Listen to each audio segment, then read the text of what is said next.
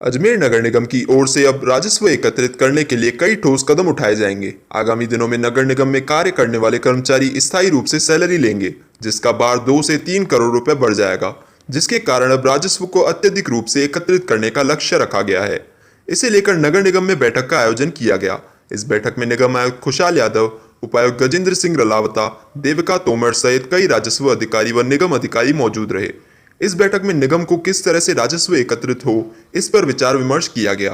निगम के पास UD tax के अलावा कोई ऐसी ठोस व्यवस्था नहीं है जिससे राजस्व एकत्रित हो। इसीलिए निगम आगामी दिनों में दुधारी गायों को पकड़ने के लिए अभियान चलाएगा और रोजाना 10 ऐसे जानवर पकड़े जाएंगे जो दुधारू हो, जिससे कि मालिक उन्हें छुड़वाने के लिए 5,000 का जुर्माना भर सके। साथ ही अलग अलग स्थानों से मिलने वाले चारे को भी एकत्रित किया जाएगा। इसके अलावा विभिन्न स्थानों पर लगने वाले विज्ञापन को लेकर भी निगम की ओर से सख्ती की जाएगी। वहीं पार्किंग स्थल की बढ़ोतरी व अन्य कई व्यवस्था की जाएगी, जिससे कि निगम को राजस्व प्राप्त हो सके। कोविड-19 महामारी के चलते निगम को राजस्व प्राप्ति नहीं हो पा रही और आगामी दिनों में कर्मचारियों को पेमेंट देने के लिए अत्यधिक भार बढ़ने जा रहा है। ऐसे में निगम की परेशानी भी बढ़ने वाली है। आज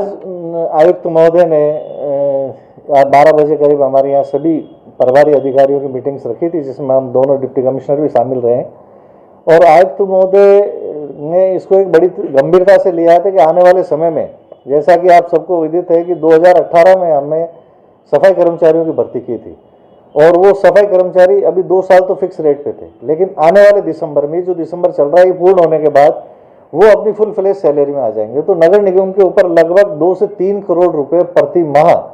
इसका भार बढ़ेगा, जो कि सैलरी उनको गवर्नमेंट की सैलरी के हिसाब से देना पड़ेगा। और नगर निगम की आय का मात्र स्रोत अभी एक यूटीडी टैक्स है। इसके अलावा कोई विशेष हमारे को लॉकडाउन के अलावा बहुत से टैक्स, हमारे जो टैक्सेस थे वो नहीं हमें प्राप्त हो पा रहे हैं, तो ये कोविड-19 का भी उसमें प्रभाव पड़ा है।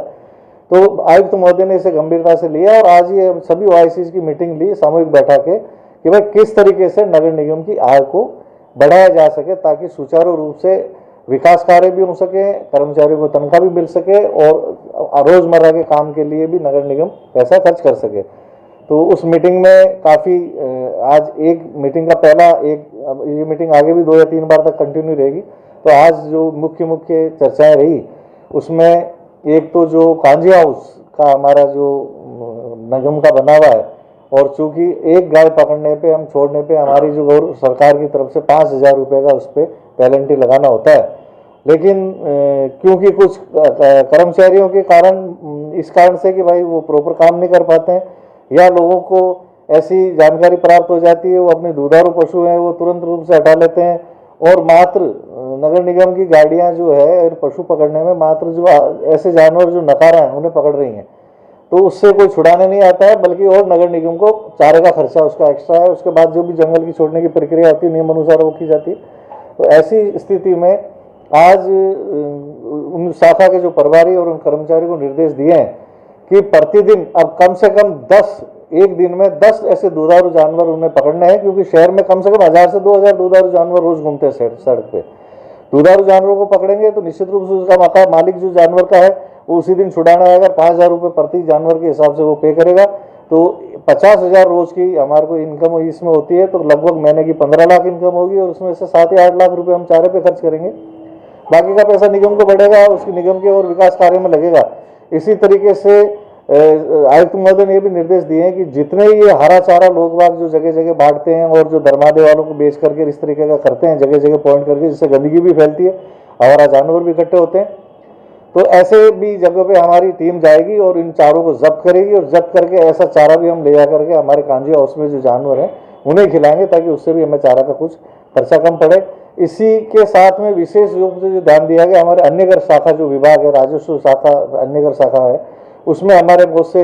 ऐसे का आयोजन किए जाते हैं जिसमें जैसे विज्ञापन है, विज्ञापन बड़ी मात्रा में होता है, करोड़ों रुपए की उसकी आय, तो विज्ञापन के ज़्यादा से ज़्यादा पॉइंट्स और ढूंढे जाएं विज्ञापन के लिए। और ऐसे मकानात जो मुख्य सड़कों पे है या ऐसे मॉल जो कि बड़े बड़े कॉमर्शियल जो दुकान और मॉल बने हुए हैं, उन पे जो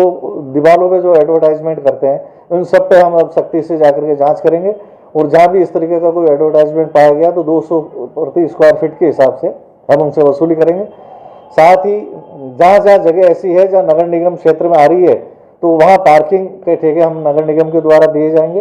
डेयरी बूथों की भी जांच कराने का निर्णय लिया गया कि डेयरी बूथ वास्तव में कितनों का किराया हो रहा है और कितने फर्जी लगे हुए हैं, तो ऐसे फर्जी डेयरी बूथ भी नहीं रहेंगे और उनसे भी जुर्माना वसूला जाएगा। और इसके अलावा राज्य सरकार के द्वारा एक बहुत बड़ी जो शास्ति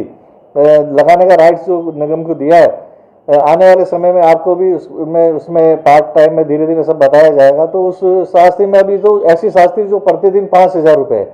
इस तरीके की शास्त्री को हम तैयार कर रहे हैं। उसको एकीकरण करके उसमें प्रत्येक हमारी एक टीम बनाई जा रही है जो प्रत्येक दिन एक एक तरह की शास्त्री पे कार्य करेगी, जिससे निश्चित रूप से जैसे गोबर का इकट्ठा करना, आवारा जानवर घूमना, सरकारी जमीन पर अतिक्रमण के सामान बेचना, इस तरह के बहुत से ऐसी जगह हैं जिसमें हमारे साथ से लगाने का हमें अधिकार दिया गया है। तो ऐसे जगह पे जाके हमारी टीम एक दिन में एक प्रकार की शास्त्री का प्रोग्राम करेगी। इस तरीके से पूरे वीक चलेगा और इससे निश्चित रूप से नगर निगम की शास्त्री से भी आय बढ़ेगी और शहर स्वच्छ हो जाएगा, शहर सुंदर हो जाएगा और अवैध निर्माण, अतिक्रमण, इस तरीके की जो चीजें हैं उन पर भी रोक लगेगी।